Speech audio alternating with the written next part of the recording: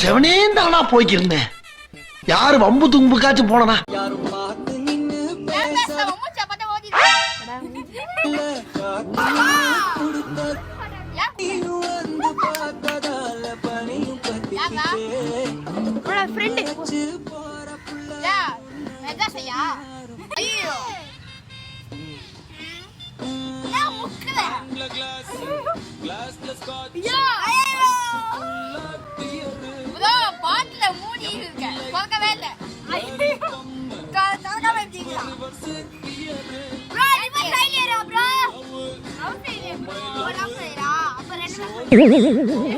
காலைல இருந்து வீட்டுல செம்ம வெறுப்பா இருக்கு.